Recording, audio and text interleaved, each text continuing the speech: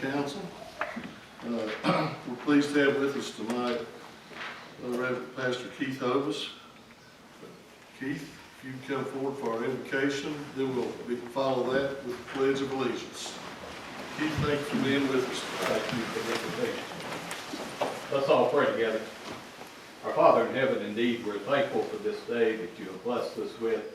Father, for the beauty of the season in the mountains, we're certainly thankful for that, and certainly it's your handiwork, and we look upon those things and we're grateful for them and all that you do for us. This evening, Father, we're certainly thankful for our town, the citizens of it, the leadership of it. We pray, Father, that each one of us look to Thee for the strength and the guidance we need each and every day. We're also mindful this evening of not only in our town, but in our county, those perhaps who are struggling in some way. We pray, Father, that you look down upon them with your love and your compassion. And most of all, Father, may they look to Thee for the strength and the guidance that they need. Father, we're indeed thankful for all that you do for us. We're thankful this evening for the opportunity to come to you in prayer. We're thankful, Father, for our nation. We pray that you continue to bless it each and every day. For it's in Christ's name that we do pray. Amen.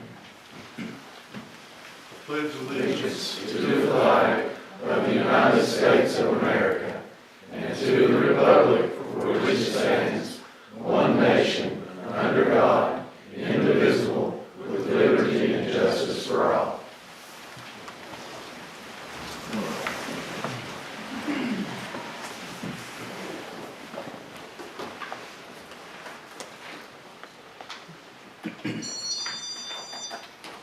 Okay, we're now down to editing for business, not on the agenda. Does any council member have anything to add tonight?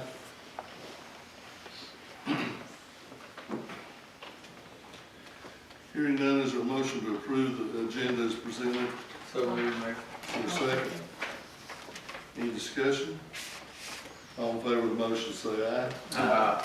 Opposed, same sign.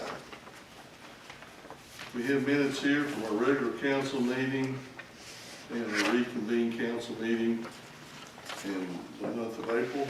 Everyone had a chance to read those.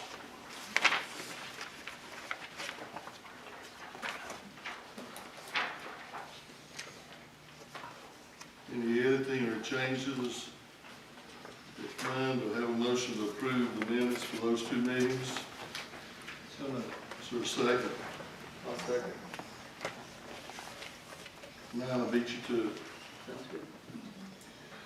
All in favor of the motion say aye. Aye. Opposed, same sign.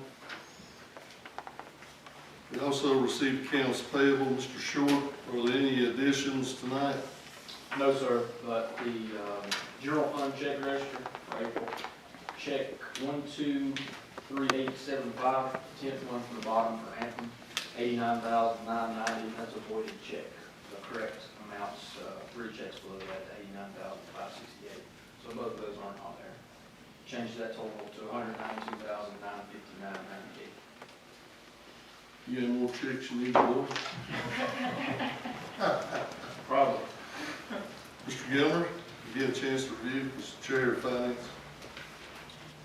I have, Mayor, and I'll move to approve the April accounts payable as amended for the town manager. Is there a second? I'll second that, Mayor. Any further discussion? All in favor of the motion say aye. Aye. Opposed, same sign. Chairman of our planning district, we have some two recognitions that we need to do first because they have other meetings to get to, so we'll get to you shortly. Okay, it shouldn't take us too long. First of all, I had the opportunity to go to John Michael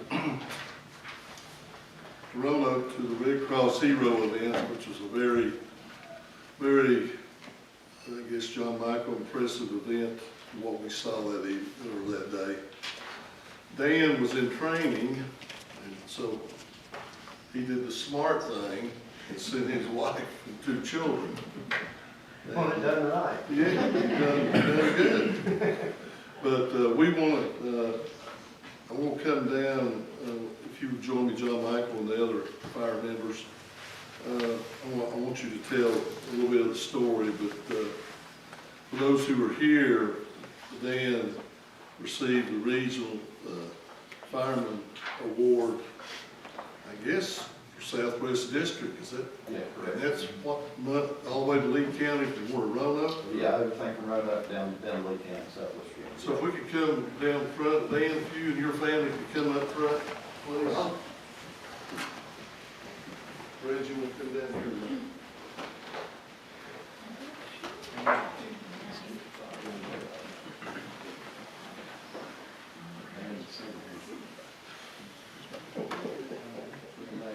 We'll sneak in behind you here. That's all right. There's gotta be some of us support the Hokies. Well, you team now? Oh, okay.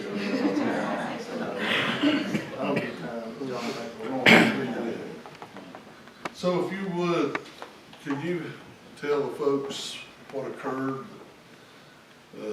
Or if Dan wants No, to, John, who does? I tell you what, I'll tell a little short story, we'll let Dan speak it through first person.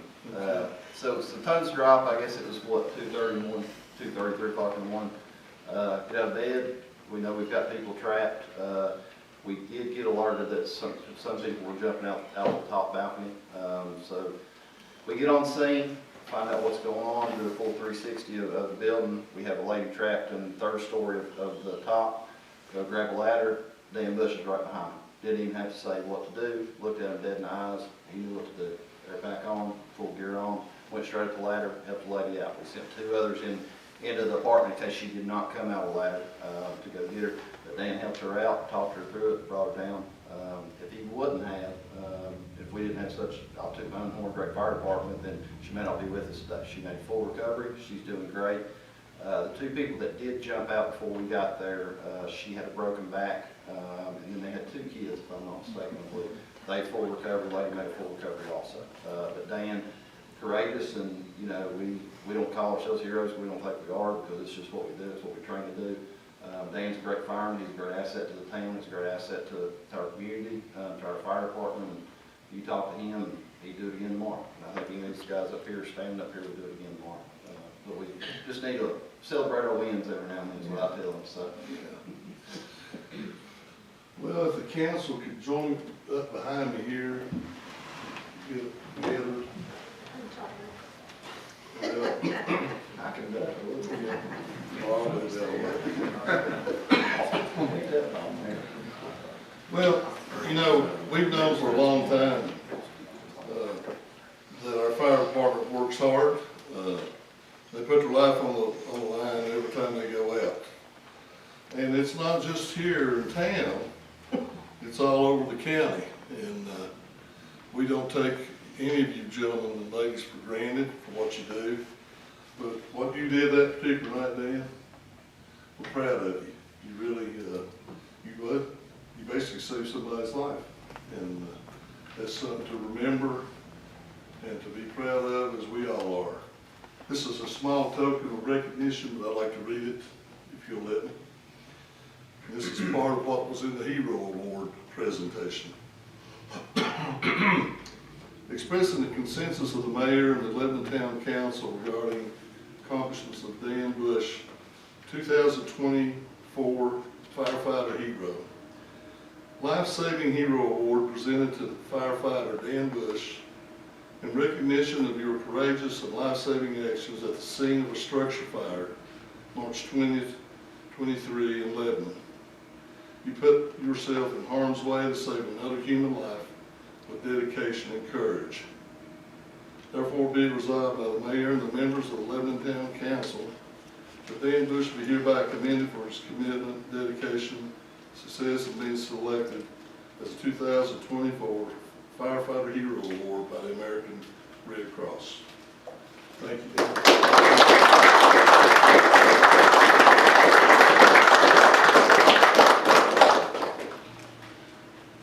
Everything good, Sean? Yep. Tell Margaret to call him. Would you like to make any comments tonight? Floor is open. As this gentleman has told,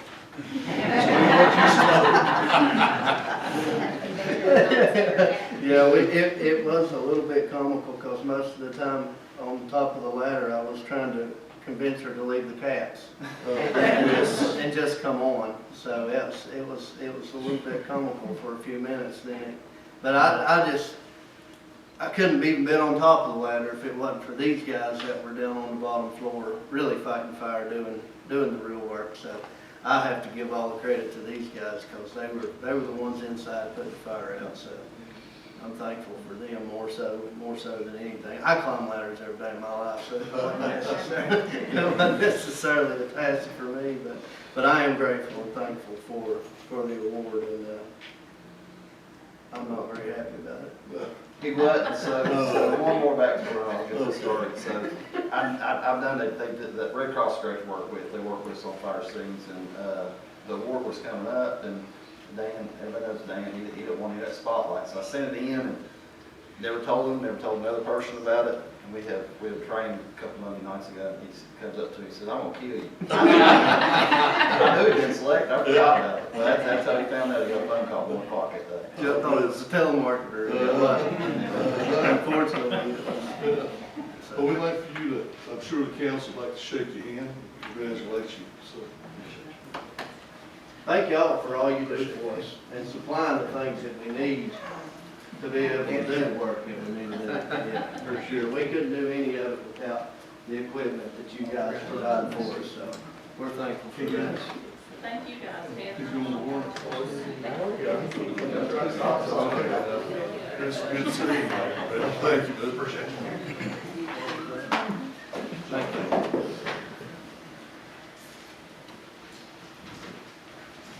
Might as well just stay down here.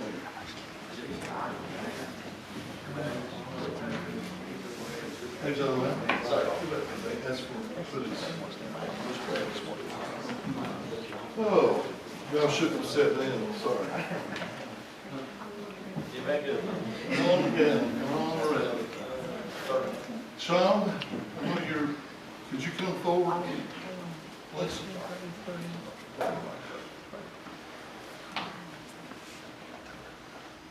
I should say Mr. Mitchell. How are you? Good. Well, we're glad to have you with us tonight. We're really glad that you came to do this tonight. Very glad to. We've been very proud of our water plant and all our utility operators. I don't know if our citizens know how much they do 24/7. Do a lot. Provide water, safe water, and everything to the citizens. So you're here to present an award, and I'm going to give you the award to present. Very Could good. Chris and you and your employees come forward to work with you.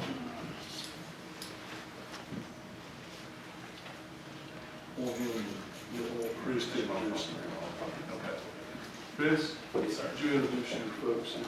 This is Stephen Sweet, and this is Chance Walters. They are our two newest employees, Okay. and they're doing a really good job for us.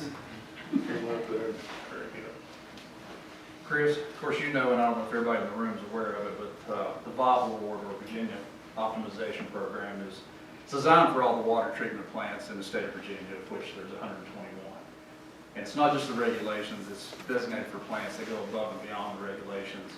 And the town of Lebanon actually received the gold award because they met or exceeded every goal for 12 months of last year. So it's basically being good enough to excellent. That's the difference. So on behalf of the Office of Drinking Water and Admin Field Office, congratulations, thank you all. Thank you. Very good.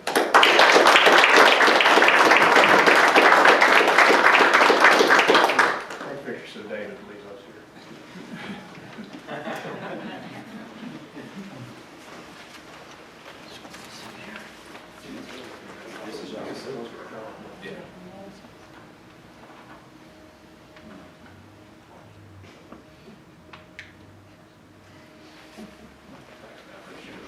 Thank you, Sean. Appreciate it. Does council members have anything How before I? many times have they got Hey, Sean, how many times have we, in a row, that's multiple times.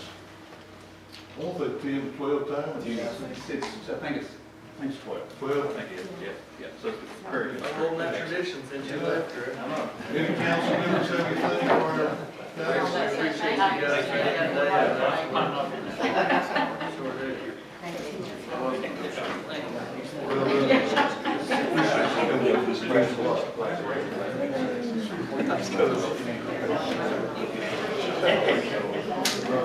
Congratulations on everything, man.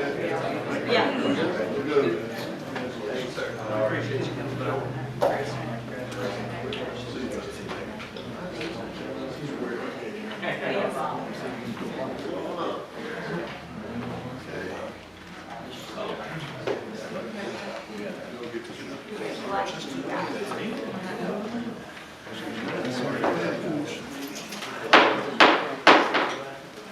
This time I'm going to call a joint meeting of the Lebanon Town Council and our Lebanon Planning Commission is advertised to consider an application. So, do we have a quorum? Yes, sir. This time we'll change seats.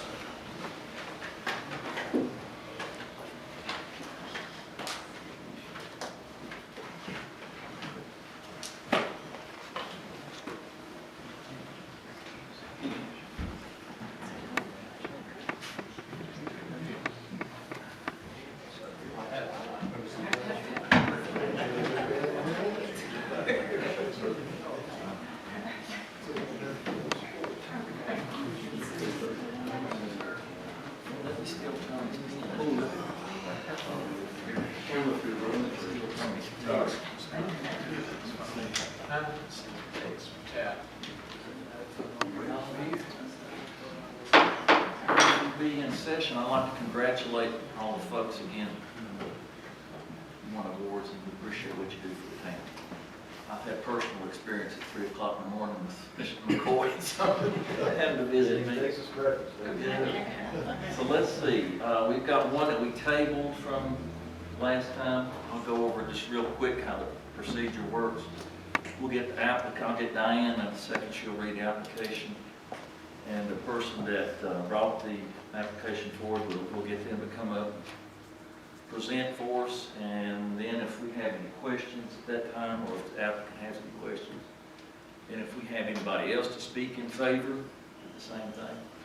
Then if we have anybody that wants to speak against, we'll listen to that. And if once we have all our discussion, I'll ask if I have a motion to approve the application, and then if I have a second, we have no further discussion, we'll vote. And what we basically are doing is to get a recommendation. It's not an approval or disapproval, but a recommendation that we'll present to the council. So, Diane, if you want to read the application. Yes, sir. An application submitted by Copperville Holdings Company LLC for conditional use permit for residential use. The property is located at 382 West Main Street in a C1 commercial district. All adjacent property owners have been notified. Yes. Just tell everybody who you are. Hi. Yes. First off, my apologies, not being able to be present last meeting. I am very appreciative to the Planning Commission for tabling that, and that was very kind of your accommodation. My name is David Mullins. I worked out of that office for a number of years, and I submitted an application to change it to, I believe, a dual use permit. Oh, that. It's already commercial, it's just this will give them the option of doing it as a residential. That's correct. We've operated as a commercial. There seems to be a little bit more demand for residential right now, and that's, for marketing purposes, that's the reason for the application. Do you have any questions? We appreciate you. Thank you. Do we have anybody that wants to speak on behalf of the application?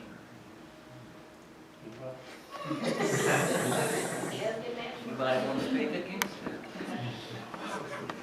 Have any questions? Anybody? Do I have a motion that we approve the application? I'll make that motion. We approve the application. Do I have a second? I'll second. no more discussion, all in favor, say aye. Aye. All opposed, same sign. We're short and sweet, so that's what it is. Tony, we'll turn it back to you. All right. I won't steal your pens. Yeah, leave it. We're rare, buddy. I know.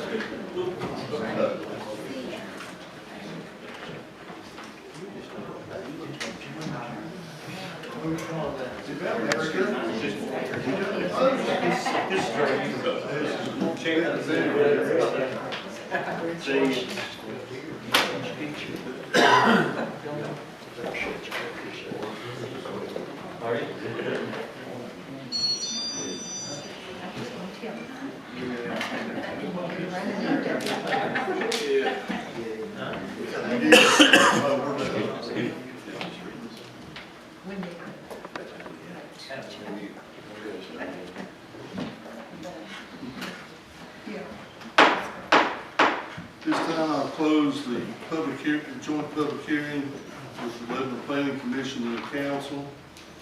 Mr. Chairman, do you have a recommendation from the Planning Commission from council? Yes, sir. The commission would recommend that you accept the application. We have heard. The Planning Commission has recommended that the council approve the application submitted by Mr. Mullins.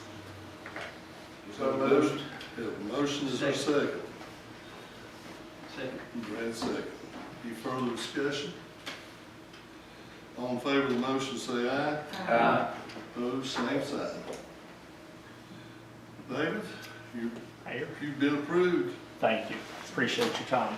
Hey, good to see you. Be safe. Take care.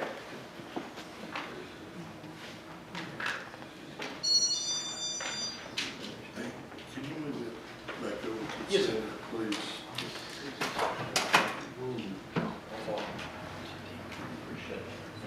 Dan, thank you all.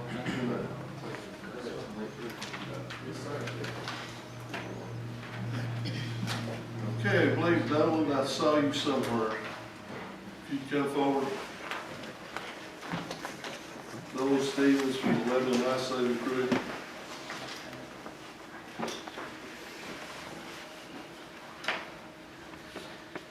How are you this evening? I'm doing well, how are you?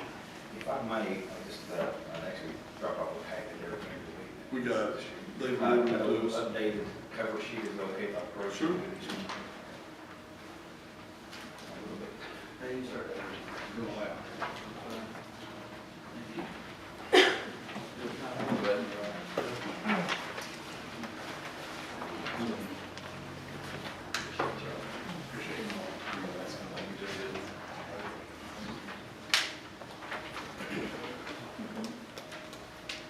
Appreciate that. Just, know it's busy and I don't take up much time. Just wanted to, first, my name is Nolan Stevens. I'm the captain of the Life Saving Crew here in Lebanon. We've met a few times here and we really appreciate it. First of all, what you all do for us and do for our agency.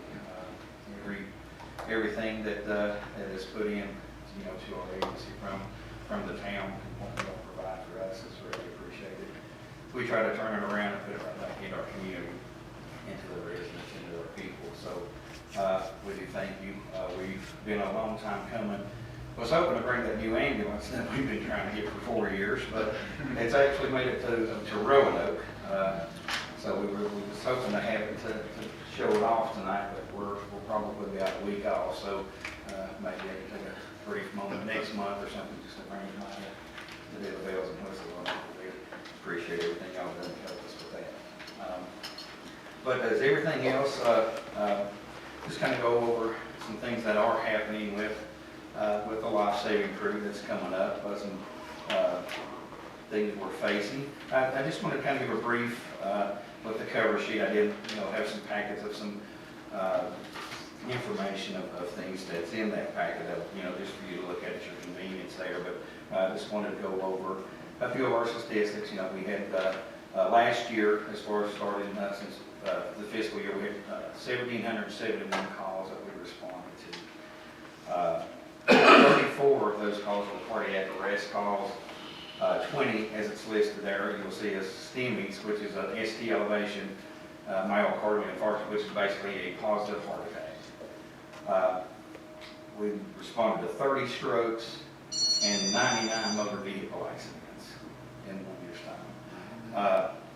Out of those 1771, actually 706 of those calls were within the town limits of Lebanon.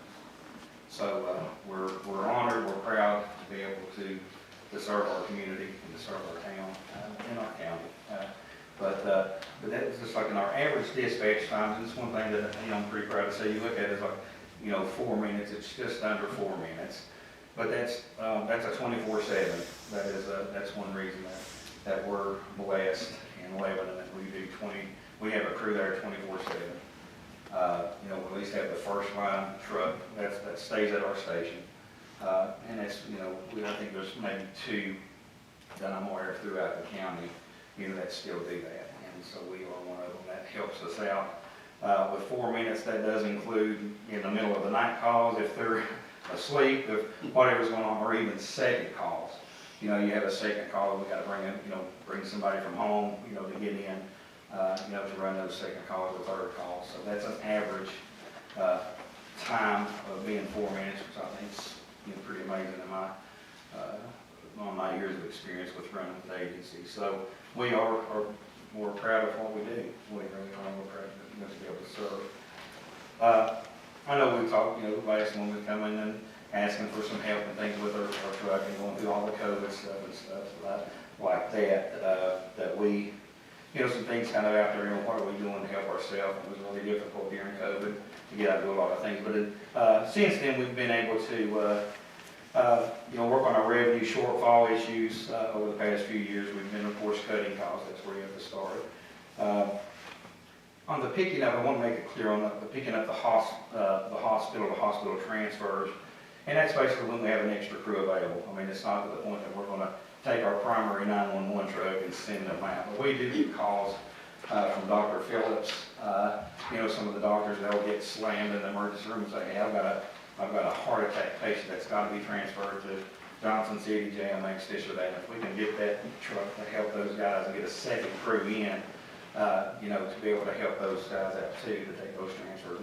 That's what that means. It's not that we take our primary 911 truck out of service, without leaving the county, uncovered or leaving the town uncovered. So, just did want to clarify that on this. But, and of course, we've done some fundraising, since then everything opened up. We've done some donut sales, bingo, the poultry sales, hot dog dinners, and of course we had a yard sale. In fact, we had the bingo here recently. That worked out pretty well for us. But it's, we are trying to do some things on the side, to help us out. But one of the biggest things that we're facing this year is you'll see the MS drug kit transition plan. We have been blessed over several years that the local hospitals have furnished our medications. Whether it's now Valley Health, or whether it's the Russell County Medical Center, of course, we went before we went to Russell County Hospital before they took over, that we, throughout the county, that those pharmacies, they supplied our drugs for us. Everything from cardiac drugs, diabetic drugs, anything from aspirin, everything that they would be able to provide. Well, state regulations have changed, and as of November the 1st, they're going to stop providing. Not on their behalf as far as Valley Health, but it's something within the pharmaceutical guidelines there that they have found, and they come in and say, well, each agency is going to have to provide their own medications. Which is a pretty big blow whenever you run, for a small area like we are, and run as many calls as we do, and provide the care that we do. Is this a federal thing? It's state. State? Yeah. Was it something passed by the General Assembly? It's it's actually in the process. We're actually going to find out more details. They were supposed to have a meeting today. Just didn't have any of the information today or this evening. They don't have any of the updated information of what the official requirements are going to be of what each agency has to do. But it has been passed and brought down. There's a link that I've actually put on the cover sheet there that shows for you to get more information on the documents, of course, to get that information. I don't mean to interrupt you. No, you're fine. I'm pharmacist here on the council. Scott, have you heard anything what this means? I mean, what does this actually mean that Ballot Health can no longer provide the medications that they have been providing to you? Right, Is that what that means? it's a regular, it's still a little blurred vision with all of us with it, but it's actually not them, it's a state regulation that they have found in something with the drugs that we're carrying, which can be some like narcotic medications that we give for pain management, some, you know, say, even for instance, Valium that we carry for seizure patients or anything like that. We've switched over, using like even fentanyl, those type of medications for pain management. So we've already applied, we've had to apply for our certification for those class of medications. I applied 2 months ago for that. Of course, with everybody throughout the state, they're overwhelmed. I mean, it's just with trying to get that certification in, and then after that, we'll actually have to apply for our own DEA license and stuff to be able to house them. And that's where some of the big cost is going to come in, as far as with not only paying for those medications. I had, if you'll just, kind of look down, implementing the in-house pharmaceutical requires a significant upfront cost. The estimated cost is approximately $27,000 upfront. And like I said, these are estimates and stuff, and I've got the packet there that shows some of the machines, the Pyxis machines, for what we have to do to secure those medications. We have got some numbers. I actually talked to the in-house pharmacy today. In kind of comparison, where do we stand with even other agencies throughout the county? And we even had $1,000 more higher expense and cost of the medications that us as Lebanon Lifesaver Crew used and issued on our patients throughout the year than even the next closest agency. And I'm trying to compare as far as anything like that. It's just our call volume is quite a bit larger, and so we try to use a high standard of care and do the best thing, everything that we can to give the best patient care that we can, which requires those medications. But what we're doing is just trying to do everything we can to prepare. We wanted to make sure that you all, of course, are aware, our townsfolk are aware that, hey, there are some changes coming, and there's an expense, that's going to be with it. We have to have a separate storage location. As you can see in the packet, once you look through, you'll see a Pyxis machine there that requires us to have a locking system that identifies anybody that would get in. Pretty much the same as a hospital emergency rooms or pharmacies would have. And then we also have to have a security system. We were just looking at a couple things. I did the ADT. It was the security system that we actually got that would cover our area. They come down and do an estimate. I do have the estimate there in the packet also. So just something if somebody wants to go into that area and during our different periods of time or whatever, they don't access the code, they don't have the code. It's going to not only notify us as far as in-house, but it's going to notify dispatch also, which will notify law enforcement. Will the Pyxis machine you just use it to replenish your boxes? Is that what you'll do?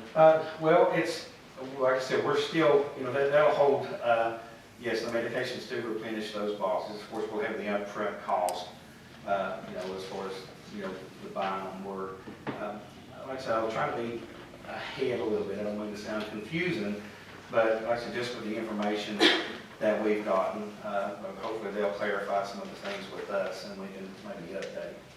But yeah, that's with the meds that we'll have, it will replenish the boxes. And of course, we've got those secured on the, the ambulances also. They have to be double secured on there. So, but it's, it's just a big expense when it's an average of, I think we looked at the average of about $4,000 just in medications that we have spent since the fiscal year last year. Or that we have used, I'm going to say spent at the pharmacy and gave us the numbers on. And then of course, when you put it all together with the security system, the Pyxis machine to secure those, it's going to be very costly. And definitely, and anything can happen as far as that goes. As the town knows, we went through an issue a little while back, just a few years back, just over a very small amount, of a narcotic medication, which you know, it was missing out of the box whenever we took it back. And that was, so it was a nightmare because, you know, 2 milligrams of a narcotic medication may not seem much, but whenever you're responsible for it, it's a lot. And so, and it, you know, it came down to us working with the pharmacy, but just, we opened up the town. We're blessed to have the town police department. They came in. We say, hey, our doors are open, come in. They investigated for us. We actually took our guys. They said, hey, we went, they done the, even as far as the test, as far as it goes, a lie detector test, I guess you would say, or whatever. We had everybody, we just wanted to make sure that we were cleared, and everything was clear with us on that. And so, and I think it just actually came down to a simple charting mistake, you know, as far as, you know, with the in-house pharmacy. So, but we want to do everything that we possibly can to continue the high standard of care that we do give our community. It's a tight situation. It's tough when you roll into the residents and the family members in cardiac arrest or they're having an active MI. But we are able to provide care for someone who's having a heart attack. We will do the exact same things that the emergency staff will do, and we'll actually have them ready. They go straight to the cath lab. We give them the medications, everything that they have, you know, in the back of our ambulances. That's what they would do in that ER. And instead of wasting that time and cutting that time going to the ER and them have to do it all, we're able to do the same thing. And have them go straight to the cardiac cath lab. We give those meds and everything in the back of our trucks. So the last thing we want to do is backpedal. We don't want to sit here and work so hard on, you know, it's so hard now to get your certifications and to keep them up. You might have to get college, you know, associate's degrees, which we're blessed. We've got some of the best staff around. We'll brag on our staff. I'm blessed to have some of them with me. Our EMTs and our paramedics are very highly trained, and we are able to provide, you know, a high standard of care. I'm really proud of us, you know, one of the best in the area. But we want to maintain that. We don't want to back up because we shortfall, because we can't provide those medications, or we can't keep the security up, or, you know, have everything together. So we just wanted to kind of throw it out there. You know, I've had my family, I think you all have had your family, and at times I'm sure in dire need, you know, of some help. And we're blessed with any EMS and fire, and we're proud to be a part, you know, of working with the fire department too. But we'd just like you to consider, you know, some of the things that we're going through, some of the changes that, you know, can really make a difference in the care we provide. And we're definitely open to any help or assistance that you feel that you all may could help us with. You know, whether it be that, you know, we've been blessed, you know, for the monthly, you know, help that y'all give us there. I think it's over close to $22,000 a year that you help us with, and we're, you know, we're blessed with that. But you know, if you feel you can help us more, we'll definitely be glad to accept that. But most of all, we want to be able to just be that upstanding agency for you, for our county, for our town of Lebanon, and we're very blessed. We really are blessed to be a part of this. Do you all get any allocation? I know John Michael and the fire department from the county get a month or annual allocation. You still do that, John Michael? Yes, sir. Do you all get We do. allocation from the county? Yeah, we get so we get the same amount as every other agency does. You know, we may, and like I said, it's not here to compare in a negative manner, but we run 1,771, you know, calls last year, and some agencies may run 300 calls a year. And, you know, but each agency gets the same thing across the board. So, it's all, it's tough. It's tough to keep the wheels rolling, you know. I've done this going on 37 years. I was in high school when I started it. And I always said I continued to do this as long as my heart was in it. And I think my heart's in strong now. It's been a long time. So. No one in our rescue squad who are here tonight, we thank you for the service that you do provide. And we've been, we're glad to be part of partnering with you all through our annual donations. Nice. We'll we're right now in the middle of budget preparation at this point, so it's a good time to come tonight and talk to us, and we'll consider, I'd like to do a little more digging on this thing here, just a little bit, but as we move forward, all consideration will be given, okay? Well, I appreciate that. That's definitely all we can ask. And it too, like I said, this is just a skim, something that's kind of hit us, and we're in the first stages. So we're still digging a little ourselves. So as we get anything updates, I'll be glad to let you know. Okay. Anybody have questions for Nolan while he's here? I'd just like to say something if I can. Sure. We were on the receiving end in September of your services, and I could not say enough to thank you all. And the response was very quick, and Scott, I think I called you right after I called 911, and very prompt, very professional, and I'm behind you 100%. So, Yeah. I called you, tell her too. Sure, and Nolan was at my house about this time a year ago. I think Blue, so. Yeah. early hours of the morning, and I thank you. As it's been said, the professionalism and the care that you provide, very much appreciated. Well, we appreciate you all, and we're proud to be here. We're proud that's our job. That's what we do. But it takes more than this, like I said, other than being in that job. But our folks at heart, they're not in it for. They're definitely not in it for the pay. As far as that goes, as far as that goes, they definitely deserve more. Honestly, but I appreciate you allowing me to talk Thank you. tonight. Thank you. So much. You're talking about hospital to hospital transfers, and just to follow up what Nana said, you guys actually transported my father hospital to hospital because the ambulance service was out of town in Kingsport. And just through a phone call, just to see what you all could do, within, I think, 21 minutes, you all were on scene with a second ambulance, loaded him, took him to Bristol, which was very commendable, and they were very professional, the two young ladies that actually did the service, so I want to thank you for that, and if you don't mind, to thank them also. Oh, I think once here, I think Santana. Yes, ma'am, we appreciate it. That's what we're here for. Yeah, well, we thank you. Thank you. Okay. Appreciate it all. All right, thank y'all so Thank you. much. Diane, is there any other No. vacation? She's been forward. We have some presentations that we'll hand out in some folders. Two of my former students here ended up getting married. 12 years in just a week. You put up that? 12 years, yeah. She said she's put up between. Right. You're welcome. This is about the Isaiah 117 project. Okay. We want to thank you all so much for welcoming us this evening. We're excited to share with you all about Isaiah 117 House.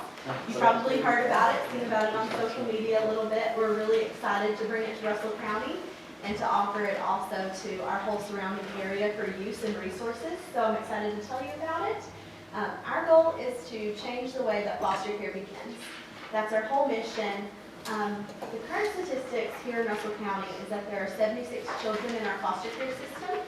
We only have 7 registered foster families, and only 2 of those are functioning and able to receive children. So with 76 kids in care, only 2 functioning foster families, that leaves us in a bit of a crisis here. Many of our children are having to be displaced and placed in other counties, other states even. So this is a big problem for us because on the day a child is removed from their home, obviously it brings a lot of trauma. They lose family, they lose a lot of those things. But then with us being so under-resourced here in Russell County and in our surrounding areas, children are also losing their schools, they're losing their teachers, they're losing their friends.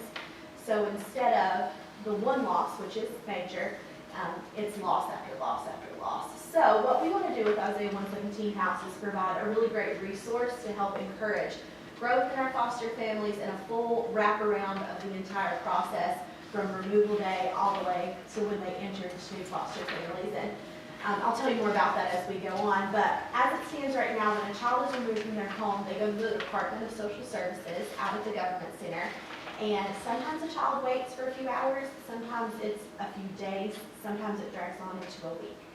When they're there, obviously, they're at the department, there's not a home, there's not a place for them to be at. There's no bath, there's no shower, there's nothing, a conference room where they sit. So we want to change that. We want there to be a home for our children to go to as they await that placement time. And with us being so under-resourced and with so few foster families, it's getting harder and harder, and the wait times are getting longer and longer. So they often come dirty and hungry, exhausted with little possessions, most of the time confined to just a black trash bag. So we asked the question, what if there was a home? Our mission with the Isaiah 117 house is to bring a home to Russell County that can be a place for in-between care for children that are removed from their home. And our mission is to reduce trauma, lighten the load for DSS caseworkers, and ease the transition into foster care, fully wrap around our children. So to reduce trauma, we create a safe and loving environment in a safe home with certified trauma-informed caregiving volunteers that will provide the children with meals and baths and all of the supplies that they need, new clothing, toiletries, school supplies, for each child that comes into placement in Russell County and also in our surrounding counties. We want to lighten the load for our DSS caseworkers. Often they are overlooked, overworked, juggling caseloads and trying to meet the needs of a child that's just come into care.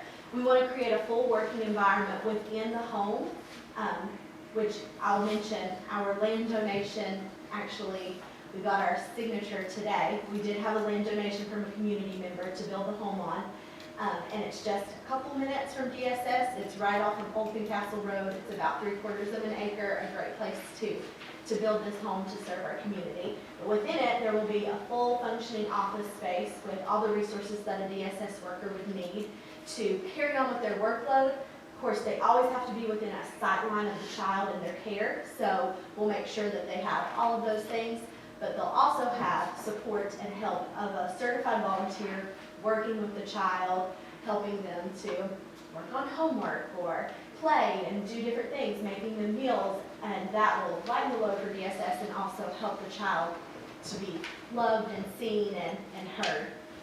And then we also want to ease the transition into foster care, which is very huge. Like I was saying, it's very difficult to say yes to a foster care placement.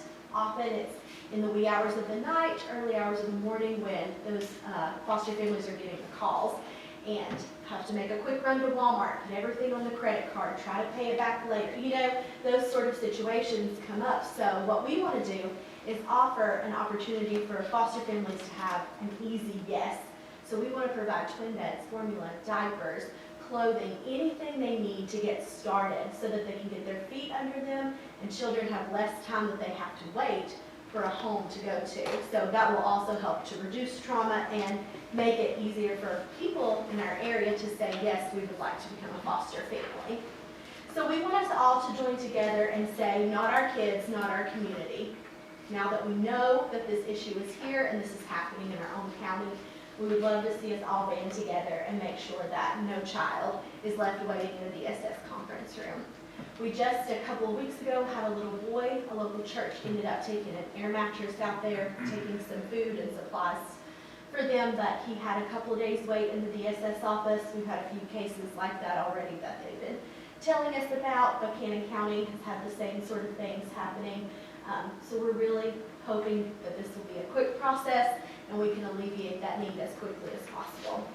So here's just some fast facts about the organization as a whole. Right now there are 57 locations. We were the 54th location to kick off. We had a great successful kickoff back on April the 7th, about a month ago. It was wonderful. A lot of our folks came out, about 220 people from the community. It was the second largest in Isaiah House history, which was incredible. We have such a loving community. Right now they have 22 open homes. The organization's been in existence for about 6 years now. So there are 22 homes functioning, and the amazing thing that we love to tell people and that they love to tell people is the house works. It does what it says it's going to do. We have 22 homes that are tried and true and proving that it is reducing trauma, it is lightening the load, it is encouraging growth of foster families, it's easing transitions, it's incredible, an incredible wraparound ministry and truly a place where all of the community can join together. We do have the land donation. We're in our 6 months of raising awareness, which is when we come to places like this and make anybody in the community aware who is willing to listen to us talk about it. So that's why we appreciate you all letting us come this evening. We're visiting local churches, Lions clubs, anybody who would like to hear about the ministry. Like I said, we have the land donation. That's closed on. And we have to have $75,000 in the bank before we can break ground. So we're working toward that. We don't necessarily fundraise, but we do offer, community members, if they offer to fundraise, we always say, yes, that would be lovely, thank you. But really, we just want to make people aware. We feel like when people become aware, then their hearts are moved to do something about it. Our whole year's budget is $175,000 that functions year to year. That pays for 1 full-time position and 2 part-time positions within the home. Those are the people that will run the home and work with the volunteers, work with all of the different community efforts to keep things moving forward. And that's an organization-wide, they've just set that rate. So that covers those positions, and then it cares for each child that comes to the home. It takes about $300 per child that comes into care to provide them with the things that they need before they go into foster care. Nobody currently is on staff. We're all volunteer right now. There's over 50 of us on the team, and we're growing, and we need even more. We need as many people as have a heart and a calling for it to join us, and we are setting up lemonade stands to give out free lemonade and just make people aware, doing different community efforts like that to just raise awareness. So I would like to share with you all a story from an open home. This is one from Tennessee, and it's just a touching little story. So it says, I got a call as I was getting my own children tucked into bed. It was to help care for 3 guests who were just removed from the home they knew, and they were the same age as my kiddos. I immediately went into preparation mode to be up and be what the guests needed, as I was to be there from 2 a.m. to 6 a.m. Once I arrived at the home, I was greeted by 3 very tired yet very awake little guests. Immediately, they were attached at the hip. They loved to get undivided attention and affirmations for every single thing. I happily obliged and made sure they knew they were loved and appreciated in the moments I had with them. The middle guests loved to hear, good job, so every chance I could, I made sure they heard those 2 simple words that I know I personally take for granted. They wanted to camp out and sleep in a well-lit room. Without this home, their night could have been a lot harder. They may not have felt the love they received because of the Isaiah 117 house. I'm so appreciative of this home and being able to serve our guests while showing them unconditional love for the time they are here. So there's lots of stories like that on Facebook, on social media. You can find any Isaiah 117 house account, and if you ever just need something to really touch your heart, you spend a good 30 minutes reading those. That's extremely encouraging to see the effect that it's having on our children.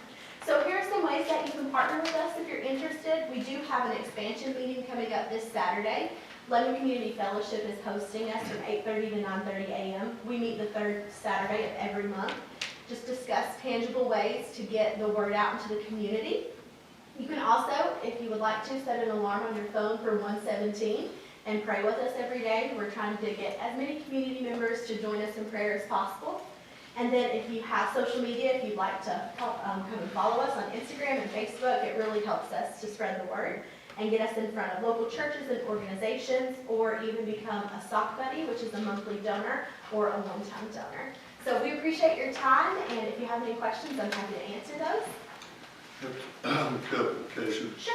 My understanding is that the Department of Social Services, do they not or cannot fund this? The state, do you get any financial support from the social services? We do not, no. Okay. Have you reached out to United Way and or People Incorporated? We have not spoken to either of those organizations, but I'll put them on our I list. recommend, Okay. I think either one of those. Okay, great, yes. Or both. I'd reach out to both of them. Okay, we would love to do that, thank you. Okay. Anybody else have questions for us? So the lot is in town limits on Orphan Castle? It is, yes. And it is a residential property, it is not a foster home, it's not a group home. We can only keep children for 3 days, because then after that, there's certain laws that go into effect about what you're classified as, and if you're, you know, the different kind of zoning laws What and do you things do like with that. them after 3 days if you don't have foster kids? So right now, what happens is within our state, we try to move them to another Isaiah 117 house location. Washington County is a little bit ahead of us in the process, so they're about to break ground on their land. So that would mean that we had a sibling set for 3 days. We could reach out to Washington County and say, do you all have availability? And they can go to Washington County for 3 days, and then they can come back to us. There is some extended care stuff that they're working on in Tennessee, but the Virginia laws are a little bit different. So we're just looking into that. But there is a Lynchburg home, and then Harrisonburg is following quickly behind us. They've paused expansions for a year, but Wise County is top of list for the next time they open expansions in June of 2025. So hopefully we'll have a community worth of Isaiah houses. But it does take a little while, so we are hoping to be the primary resource for a few years. That's a great question. Anybody else have a question? Thank you all for your time. Thank you I for really being appreciate here. it. Yes, Thank thank you. you.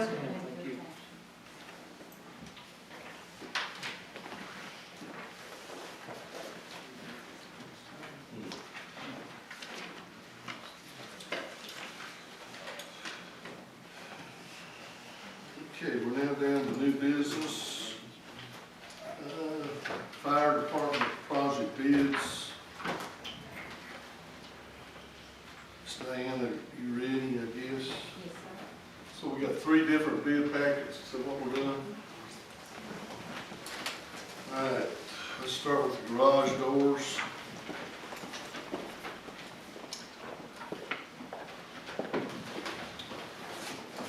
This is from,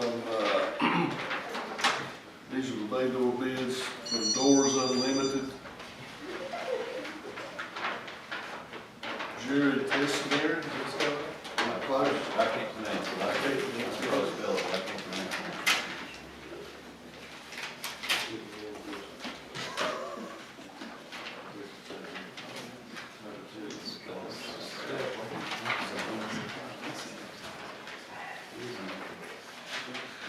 Okay, you ready, Dan? Yes, sir. $47,100, Who is that from?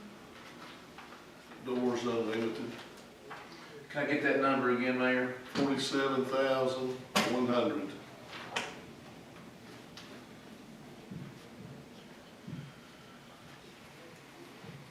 Who is that business, Mayor?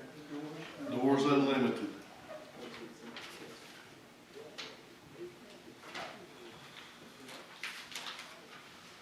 Stiffy Construction.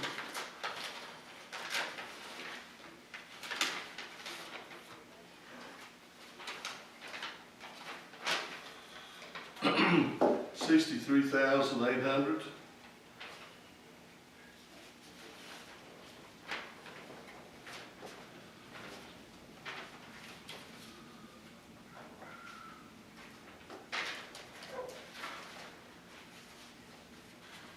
Kevin, we probably need to do these one at a time, you think? Yeah. Okay. So we have 2 bids. Dan, could you read them one more time, please? Doors Unlimited, $47,100. Steffi Construction, $63,800. Okay. And that was those apples to apples, must be the August same paper. They all got spec sheets. Yeah, they all got Yeah. They're all Bid, same spec sheet. bid packets, Drew? Yeah. Okay. Under discussion, Mayor. Yes. Would the council like to table this vote and open the construction, the facade first? Or do you want to go ahead and vote on the garage, take a vote on the garage doors? Well, let me do this first. I'll make a motion to approve Doors Unlimited at 47-1. Second. And then under discussion, that's my question. Do we want to move forward, or do we want to see all the bids and see what the project cost We need is? to see what the project cost is gonna be. I would like to know what the project cost is gonna be. You talk about the facade? The entire project cost. We got bids to figure out where we were gonna stand on the entire renovation project. I Okay, hate to make motions to approve things and then realize. would you withdraw your Yes, motion? I'll. You withdraw your motion, Brad? All right, we're now gonna do the building facade. And I believe you had one, am I right, Drew? Yes, sir. Who's it? This is Stiffy Construction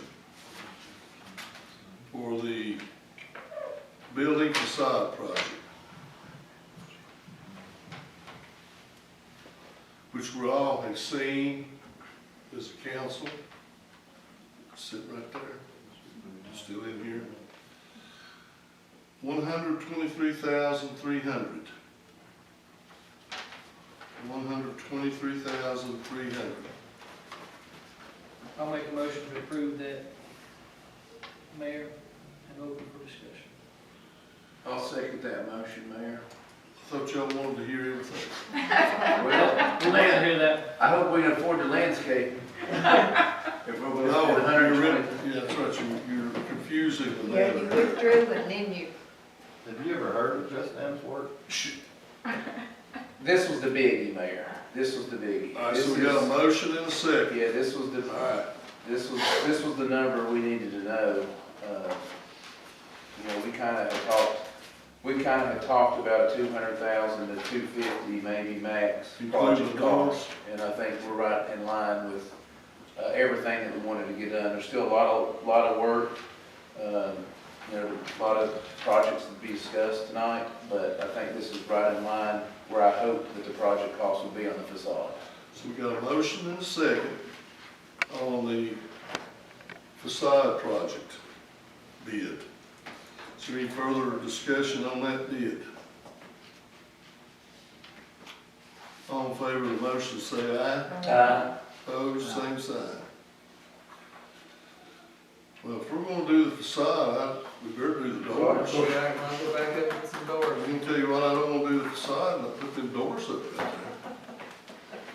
Is there a motion to approve the doors? So moved. Second. Motion and a second. Doors Unlimited, Doors 47-1. Yeah, that's right. All in favor of the motion, say aye. Aye. Opposed, same sign. All right, now we got the landscaping.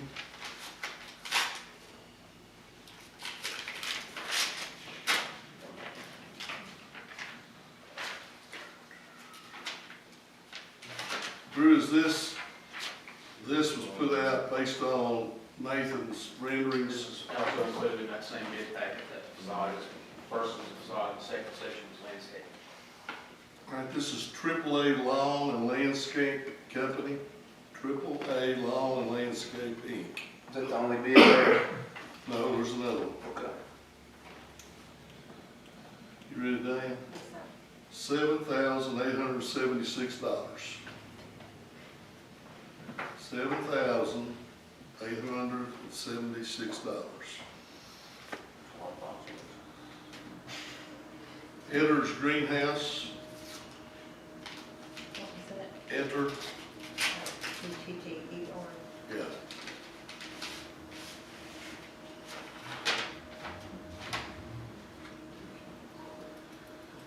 $3,660. Is that for the same thing? Quote does not include the purchase or installation of aggregate materials. What's that mean? So now we're back to apples to apples. So aggregate would be, That'd be stuff. gravel, mulch, Price. fill dirt. Well, AAA's includes installation. Well, theirs includes installation. The aggregate, I believe, Mayor, is where we're cutting the concrete and putting back to That's a what it certain says. level. So that's, Yeah, we agreed to prep all the bids. Yeah. All that. yeah. We'll be responsible, yeah. So it is apples to apples. So what you're It's- saying, I'm saying the bid is what Nathan had. okay. All right, Diane, would you read both those again, please? AAA Lawn and Landscaping for $7,876. Etter's Greenhouse for $3,660. There you go. Cheapest bids of the night. I have a motion regarding the landscaping bids. So moved. What? On who? Evers Greenhouse for $3,660. 60. Is there a second? Second. All in favor of the motion, say aye. Aye. Opposed, same sign. All right, this project is getting ready to take legs, or take big steps. It's got legs. Yeah, we've got, there's more, we have parking lot and flooring. Can we go ahead and jump to that, Drew, Sure while the fire department's still here? Yes, I've got the pressure wash quotes also. Okay. The only thing I don't have is signage. Jessica with Jerry Signs has been, I think they had a death in the family and she's sick. She's supposed to be getting to me, but. What's the, It's this. what's the pressure? What are we doing for? Soft wash? How- What's the, Wait a wash? minute, Brad, how many bids are we talking about? What are you, 3. and what are they for? The bay floors, epoxy the bay floors, the ceiling of the parking lot, and power, soft wash the building. And these are in addition to what we've already agreed to as far Correct, as. these are. These just require quotes. Yeah, John and I worked on it. Gotcha. What were they? What's that? The washing? The pressure wash? The blanket ship, came and looked, but he never got back with me with the one. The tactical wash was $1,716.16. Second one. $1,716.16. Who was that, Drew? Tactical Wash LLC. Is that a soft wash? It is. Okay. And the real deal cleaning, soft wash, and cleaning of exterior windows, $1,100. See, Real Deal, is that the ones that have been doing some soft cleaning in town? It is. Did they do the wall out there, At the courthouse, it is. courthouse? Yep. Yes, sir. Looks good. I'd like to authorize the town manager to move forward with Real Deal cleaning. Of course, him, Nathan, and the fire department will be working on that schedule when that gets done and when it doesn't get done where. I'll put that in the form of a motion. Is there a second? Any further discussion? All in favor of the motion, say aye. Opposed, same sign. Mayor, I'd like to move forward with Luna Layers to perform epoxy work on the flooring at the fire department. That was the cheapest bid in the Did amount. we get that bid? Yep. It's in your fire chief report. Oh, okay. That's the cheapest bid for $22,854. Yes, it's $22,854.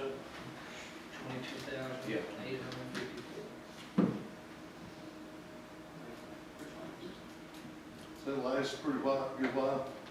Yeah, the rest of the bids. Lifetime guarantee. Lifetime. I just read all of them. That's all we could do, it's $198,000. Is that it? Is that where we're at? The other bids for that project, Luna Layers was the cheapest. Engine bay floors was $49,126.69. And C.A. Reed was $58,996. So we, It's 22,000. that's the low bid, right? Yes, sir. How much is it? 22,854. It's in your fire department. Yeah. I believe we had, did we get a motion and a second on that, I Diane? got a motion. Who's the second? I'll second that, Mayor. Any further discussion? All in favor of the motion, say aye. Opposed? Mayor, I'd like to make a motion that we use Discount Tire to seal the parking lot of the fire department in the amount of $5,800. The other two bids was Impact Seal Coating for $11,607.80. And Allstate Paving. How you doing down there? You all right? Yes, Okay. $7,700. Low bid is discount. Discount Tire. That's your motion? $5,800. Yes, sir. Is there a second? I'll second, Mayor. Discussion. Okay.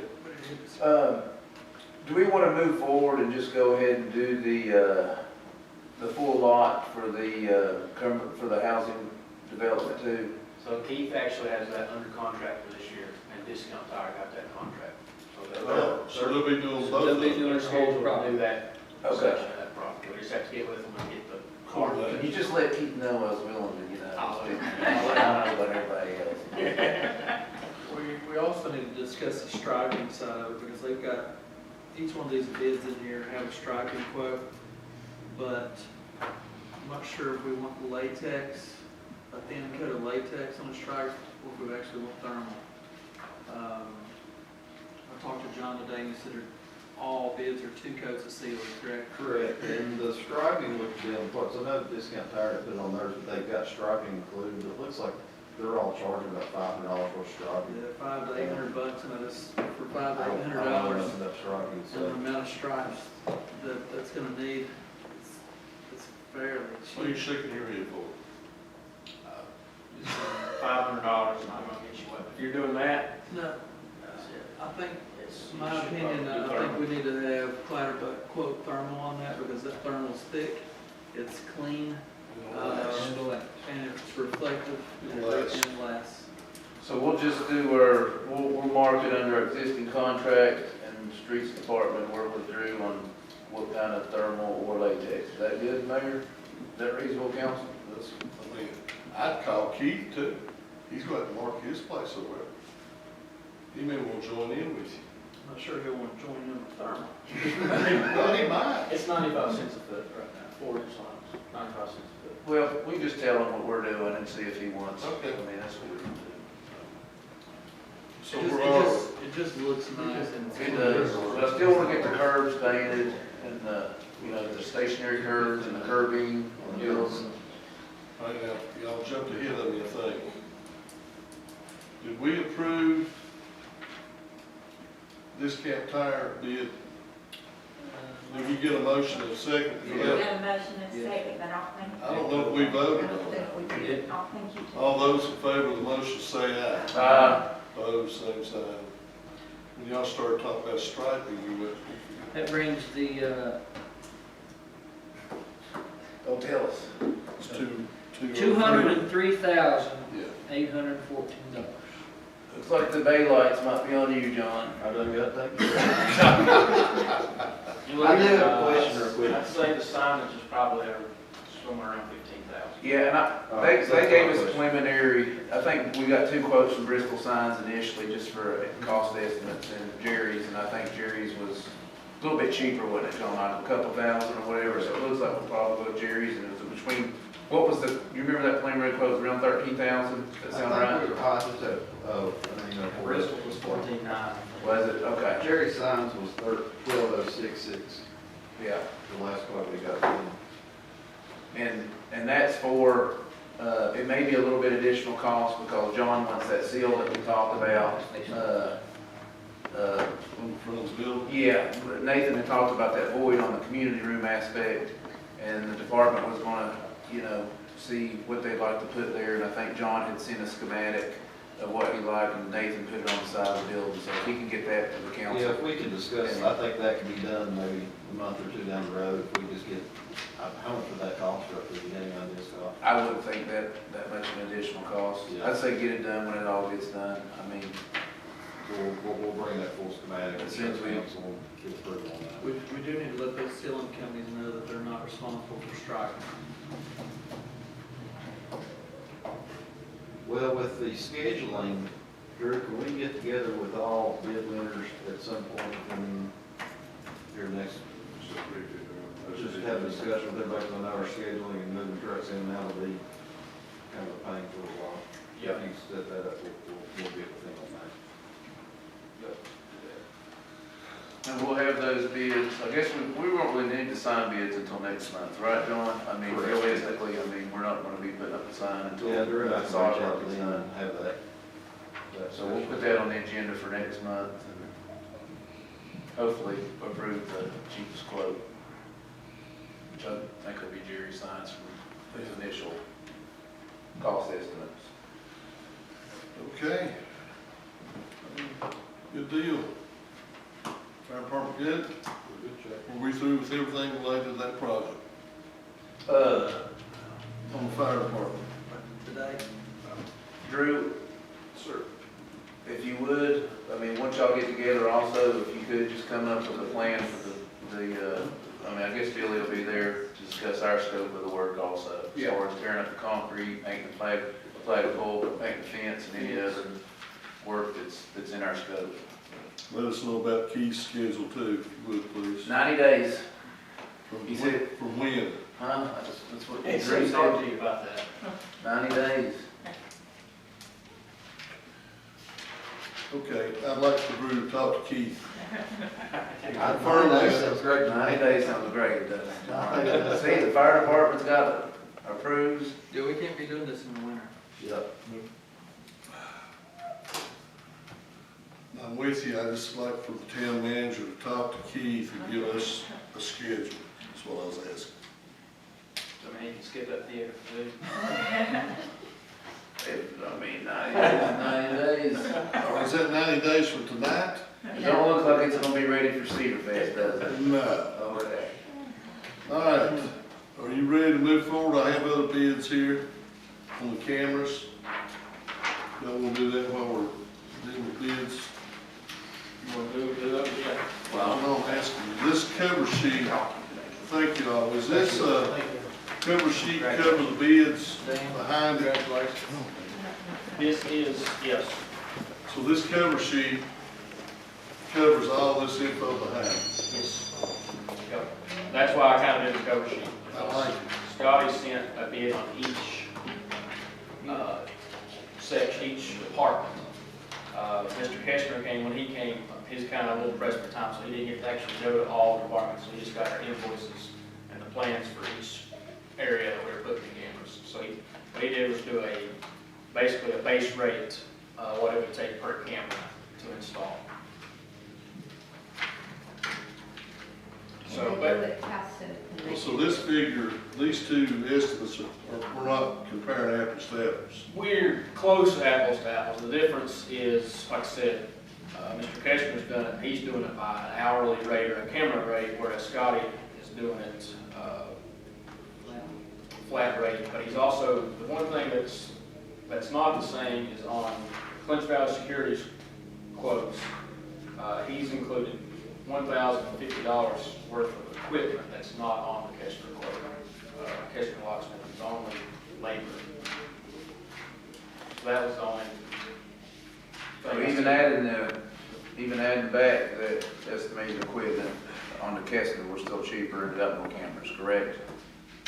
Actually, we're cheaper with the 40, we'd still do the 49 cameras instead of 50. Oh, you still do the? Yeah. You also are getting a free security system for the town hall. That's So we Clinch did Valley, that. not Kessler. No, we just got quotes. He's got quotes. Oh, okay. It's not a bid. Scotty Boyd. They can come up with their own proposals. All right. Just talking to Drew about it. Do you have a recommendation, Drew? I think either one is going to be a great deal. I was just trying to get as close to, I know when you first look at the estimates, it's way off, but I think it's a little bit closer than what it actually is. Why I wanted to make the cover sheet. I reckon, I think either way, they're going to do a great job. I just wanted to make it out there that what the facts were behind each quote. It's about 30 pages to one.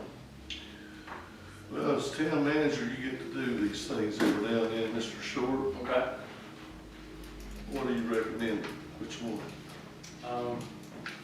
I know it's a little bit more, but I probably would recommend Clinch Valley Security just because they can start immediately and we get a free security system at Town Hall with that. Mayor, I'll take the town manager's advice, make a motion to move forward with Clinch Valley Security. Is there a second?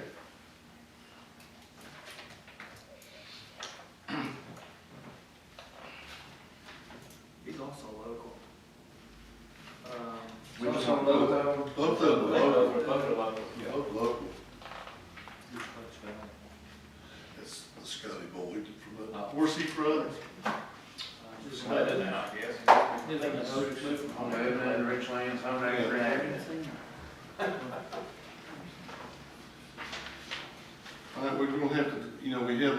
discussion about cameras at the last two council meetings. Are we going to address this tonight or wait a month? Or do we want to go with Kester locksmiths? Because of the price. Because of the price. Do we need to get a price from Kestner, including the security system at the town hall? If we want to get one, yeah, that was just when Scotty toured everything, he just said, you know, while he's here, he can throw that in at no charge. That wasn't, I didn't ask him about it to get it in. That'll be censored on every door, every window that moves. I think one of his biggest concern was just money handling, credit card documents and that sort of thing. We have a third party that, so your credit cards aren't in here, someone was breaking and they can't get credit card information. I think that was one of his main concerns. But still, Mac and the security system. Deanna, what do you think? Be nice. We do have evidence in there, don't we? That's true, yeah. We do have cameras in there. Decision between the two. Yeah, I'm with you. I would be interested in knowing if their camera quality is comparable to, Well, they're the same cameras. exact same. And we already have cameras here. This is just installed. These are just, this is all install process. Like I said, the only thing that was concerned with me was the equipment that was on the one that wasn't on the other. I didn't know if Mr. Keshner was preparing for having to have any wire like Scotty has or not. Scotty, What would let Drew negotiate between the two? And find out about this, if Kessler will do the, what is it? Security system for the town hall?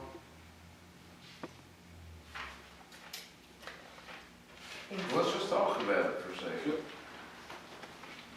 like I said, I don't I think, don't I like think to you're go going wrong forward with one way or the other. I mean, if Well, it's we gotta- just installation, I'm just trying to figure out why we wouldn't try to save money. I mean, because I know Mr. Boyd said he'd throw something in, but we're not asking for that. We got a quote on installing the cameras that we have in the locations, the 49 locations. So why wouldn't we go with the cheaper one?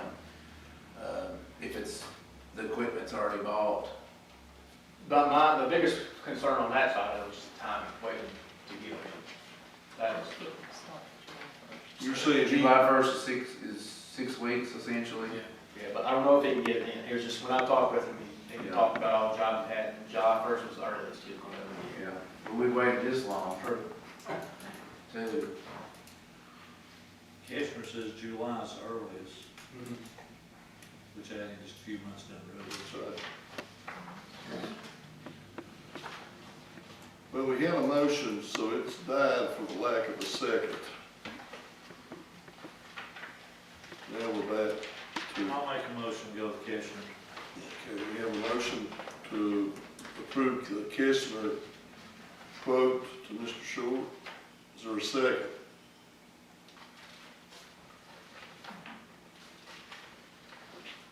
I'll make that motion for second because I want to do one of them tonight. Keshner. All right, we have a motion and a second to approve the Kessler Locksmith Company quote for the installation of these cameras throughout town. Is he in town, actual town business? in Okay. town. He's done locks for us. Yeah, he's done. But he's not. I don't know where he's from. He's Right, that's all he He's did. over probably yet. I think he lives over next to Brown. Does it, okay. Drives that van that kind of looks like our old crime scene. Yeah. There's lots of stuff on He works on our doors anytime we need them. it. Okay. He's in town all the time. You'll see him anytime. If you not remember on part from too. You're going before me. Was it? I'm committed. All right, got a motion, second, we've had discussion, get ready to call for the vote. All in favor, say aye. Aye. Opposed, same sign. All right, Mr. Short, your turn.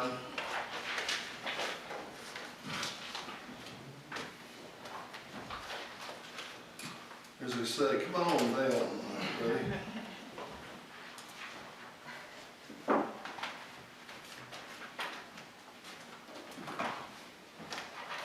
He's over one for even got to the podium tonight. Eh, not really. Nah, not really exactly. It's done. That was kind of forced into my explanation. First on the list. Thank you all. The first thing I have on my list is the striping contract for the town. 3-year contract that we have with Clatterbuck expires July 1st this year. That being said, if we're going to continue doing work under contract, probably need to get that advertisement out for the month of June to have bids for that. So is he gonna do our striping for all the paving projects that we're doing now? Did he start on Big Cedar yet? Not yet. He was out there today, but yeah, he was originally, when they were supposed to be here the 1st of June, is when he was trying to schedule it. And you'll get him done in 2 months, won't he? Yeah, oh yeah, he was gonna do this for sure. How long, is that a 3-year contract or 2? 3 years, so. What did we end up doing with the paving? Did we do 2 years or 3 years? 3. We stayed with 3. Okay. Yeah, but this one is at least a little bit nicer, because it's July 1 fiscal year, so, lines up with that better than paving works in November.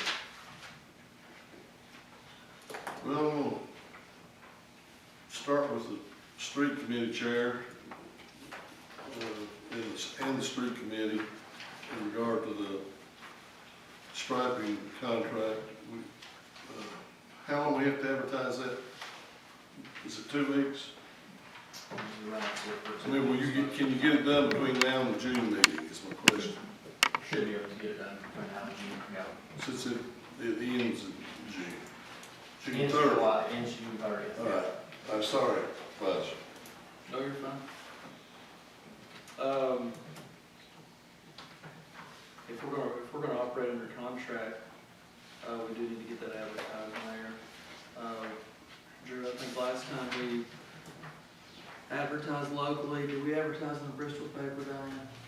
No, I doubt it, probably just in the Lebanon News. Local, and I think, do we do direct soliciting also maybe? No? Do we put it on our social media? Do you know, can we do that in addition to the Lebanon and to the paper? Okay. Is there any issues with direct soliciting at other companies that do striping? No. I think it'd be a good idea. But I mean, they're local, they tend to have the better rate, from what I've experienced with them through the last 2 contracts, but.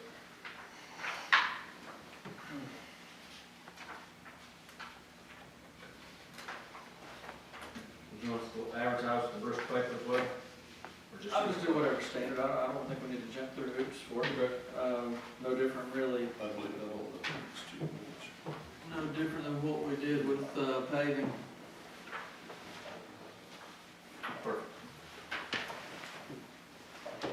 Kevin, do we need a motion? Or just, can we ask Drew to go ahead You can just ask him to go ahead and and advertise do the, request, the procedures that were bids. discussed? Okay. All right. Everybody good? All right. Camera quotes we took care of. Actually, tracking back to the strike, one question I do have. So we did the pavement repair on Pittston Road. Up here we had a water leak from right under the bypass to above returning to Town View up the area. Billy and I looked it over, and the pavement looks good. I don't think we're going to need to pave that Pittston Road for quite a while, but the striping started to deteriorate quite a bit. While we have Clatterbuck out there, are you all good to go ahead and thermo the entire Pittston To the Road intersection. from Down to the red light. from Main Street all the way down Yeah, it's faded, To big Burger time. King. to Burger King? I didn't want to do it if we were going to be paving that anytime soon, just because of life expectancy. But doesn't look like we're going to need to. And I'm afraid once we get brand new pavement, brand new striping on that one section, it's going to make this other section a little. Not only that, what's that, 5 lane through there with some turn lanes? So it's imperative that it's actually right.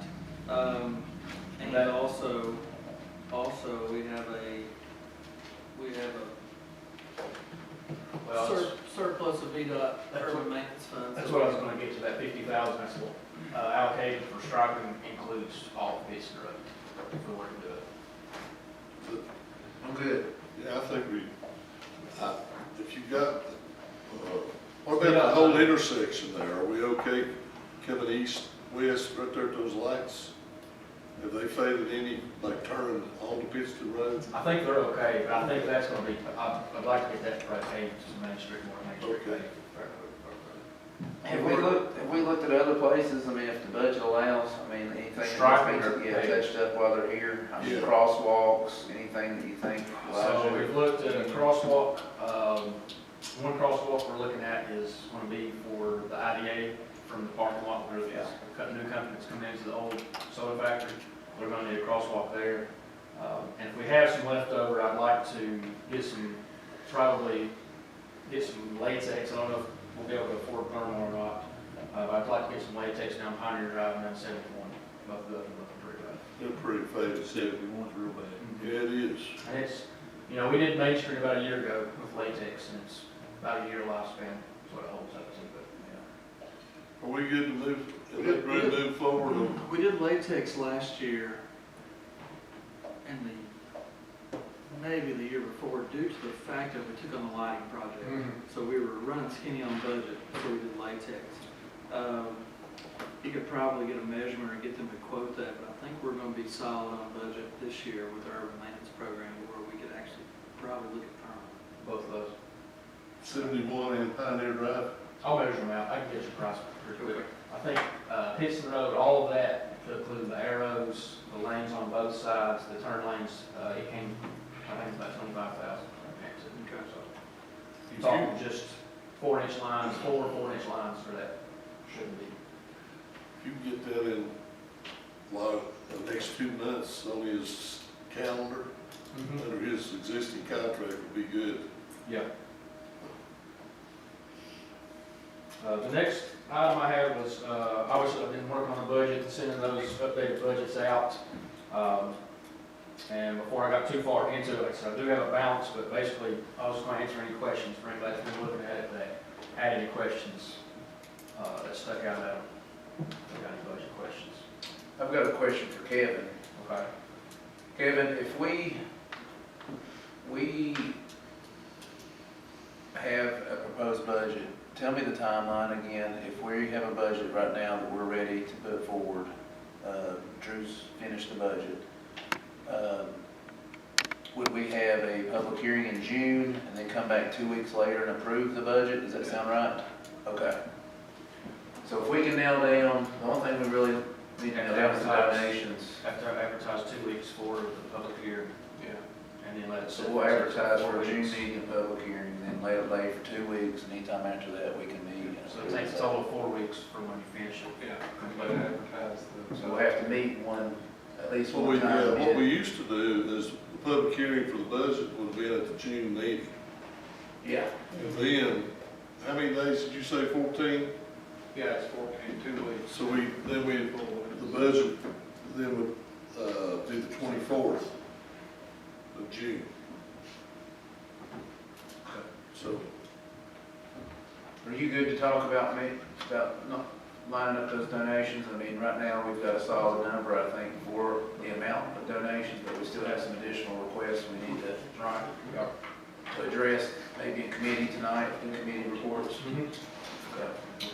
do that in a minute. Yes, sir. T-bone reporter. If there's no other questions, some project update. I've talked with the Mullins Group, the Lane Group, Chris Mullins with the Lane Group. They started surveying the Stoots sewer project today. So as soon as those get done in a couple of days, they'll be doing their preliminary engineering on it.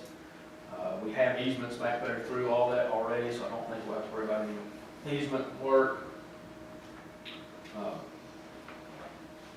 We have the bids for all the other fire department stuff, except for the signage, are working on that.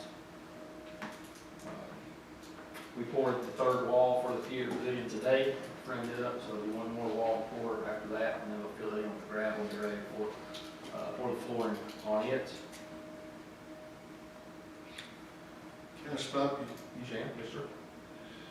Update me again, you kind of updated me, I talked to you earlier, back, how long ago was it was it October that we approved the cover? Safety construction, yes, sir. And what, so he's gonna be doing the fire project now in 90 days. So has he got this on his radar, he knows to plan for this? Yeah, he's actually been out with them, while they've been pouring that out, to Okay, figure out which conduit to run the forms through and all that stuff, All right. electricity. thank you. We have, I looked at, talked to Billy in sanitation, and the 6-yard dumpsters are actually what they're needing for people to rent. 40-yard, we're good on 40-yard roll-offs, so we don't need any of those. He put 6 to 8 yard dumpsters, so it's just the 6-yard dumpsters that we The need. 6-yard is, right now we've got all our 8s, I think we're good with those. The 6-yard are what all the restaurants rent, and what we take to Ace Hardware when they need some more. Are you gonna go and get some of those? We got 2 ordered, and then this next month we'll probably get 2 more when Larry gets them here. Sounds great. This year's budget? It'll be next year's budget by the time they get By here. the time they get there. He's got a capital. Does that cover us? Are we So the good? next year we'll probably get some more too, depending on just how they go. They go out pretty quick, and That's that's what I what know. Just, we need some on hands. We're just running out. All right. Not only that, they're consumable to an extent. I mean, they wear out and rust out. And we do make money off them. Oh, yeah. Crosswalk repairs at courthouse. Billy had recommended that in his report. That is, we've been looking at that. We're gonna have to get somebody, and if you are still interested, we're probably gonna have to get whoever that was that did that stamping and asphalt work to come in. We're gonna try to figure out what sections of Main Street are gonna be ready to pave it, unless we wanna just cut that crosswalk, pave that crosswalk, and do that restamping again. So what's wrong? I mean, is it just coming up? It's dipping down. It's got a real bad dip in. Where is it at? The crosswalk at the courthouse. There at Ben's office, the one. Yeah, if you next time, now you'll notice it. I know. You probably didn't notice. you probably didn't notice too bad it if the mayor before. didn't notice it. One to Baptist Church too. Now you'll start noticing. The Which- courthouse is the I worst. want to thank, y'all help me, didn't, Clatterbook do one of those for us?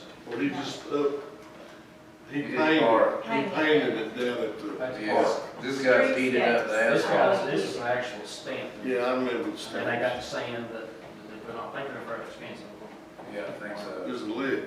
So is that, You look it up, see those if it was- concrete? It was street Or stripes, asphalt. I believe. Asphalt. Knoxville, I done that back I when believe Mike was here. in Knoxville, I believe so.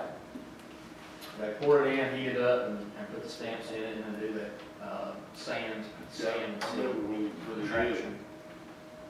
But yeah, we've been talking about that one for a while, but trying to get hold of that company, to see if they still do those. Sure they do. Urban maintenance cover that? That is a maintenance. Yep.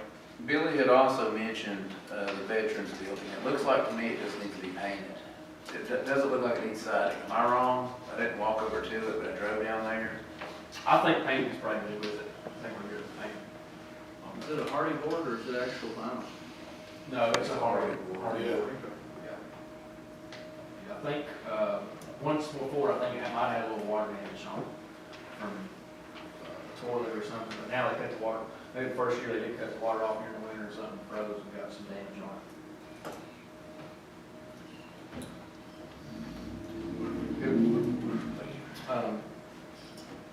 One of the last things I have here, I think, anyways, Kevin, we've had, out across from kind of where Schrader Insurance is at, where Bill redid that house there, the gentleman that bought that house is apparently, you can kind of see the road bed from Main Street to Russell.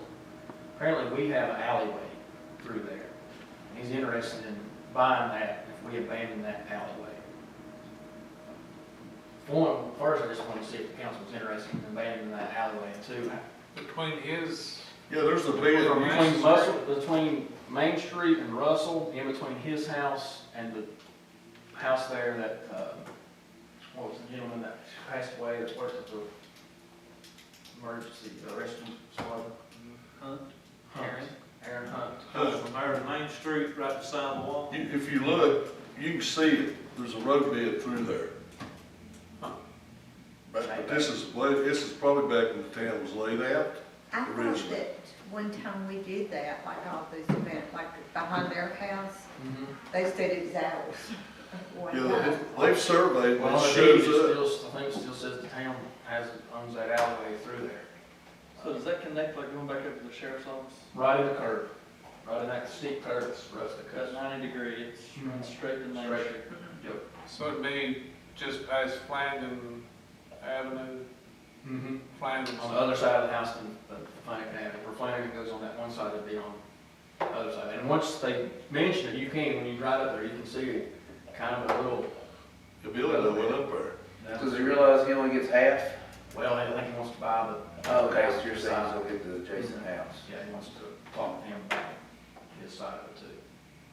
So do we, I guess, abandon our right of way, or Yeah, if you have it, I mean, is it shown on any kind of? ask, a gentleman from, yeah, a gentleman from Addison Addison shows Surveyors it. said that it showed on there. Sounded Shows like it an survey. island. Yeah, I mean, the procedure, I think you have to advertise it. Public hearing, advertising, something. So if we abandon it, can he buy it? That's between him and his neighbor. Okay, If it's that's what- abandoned, it goes to the adjoining landowners. 50-50. Okay. Y'all wouldn't have any dog in that fight. If it's abandoned, If it's or abandoned. we can sell it. Is it in? Well, Is it in between technically, those you two just have lots? an easement, you don't And that have, show up on you GIS, don't actually own the fee, you have an easement. but it's right where those trees are. I'd like for us to do whatever procedure we need to do to abandon it. Well, we can go ahead and put the public hearing in June and then Yeah. go ahead and give us time to all look at it, hear what the community says. It's not maintained, right? No. And it kinda like, I mean, it's grass, right? It's grass. it's, You can mow it. Pull that in. So Drew, do your procedure then, Right here. public hearing wise on that. Kevin, is there a certain document we have to use to advertise that? you know, abandon the alleyway between the property of this person and this person. I'll get with Addison Surveyors, just double check, make sure, what it shows up on there, check it. I just wondered, that was Dr. Gilmer's, Good luck. Just wondering if it was just like a private little access road or something. It shows a road. It says 1011 on the survey. Unless anybody has any more questions, that's all I have, except for closed session, and a couple things. What are they related to? Personnel? Personnel. All right, police department report. Yes. Good to see you this evening there. You want to, Sergeant. kind of a last minute type thing. April 2024 monthly report, total summons, written warnings and cases, we had a total of 48 on those. Traffic summons, we had 12 traffic summons, written warning, we had 2, total criminal arrest and closed cases. We had 34, there's still 1 active, which may be closed now. Total arrest, 29 arrests, 23 misdemeanor arrests, 6 felony arrests. Motor vehicle crashes, we had a total of 11. Reportable, there was 3. Non-reportable, there was 8. DUI, or DUID arrest, we had 2. Assist motorists, unlocked vehicles, boosted vehicles, we had 18. Calls for service, 548 calls for service. Total mileage for all the officers, 10,312, and a total fuel mileage, or total fuel in gallons would be 747.7. That's all I have. You, Lynn, anybody have any questions, anything we need to know that chief? No, I would like to thank you guys for allowing us to hire the new officers. It's really gonna help us a lot. They're on board too, are they started already? Jesse Yes, started. he started today, yeah, Jesse did. Okay, Plaster started Thursday or Friday, so it's gonna help us a lot, and I great, appreciate it. you're welcome. Yes. Appreciate you all. Thank you. Mr. Tiller? Not at this time. Okay. At this time, I need a motion to go into executive session under section 2.2-3711A, personnel. Is that right, Mr. Short? And legal, Legal, counsel. Also, item 5, the prospective business industry. And number 3, acquisition of property. So moved. Second. Any further discussion? All in favor say aye. Aye. Opposed? We stand in executive session.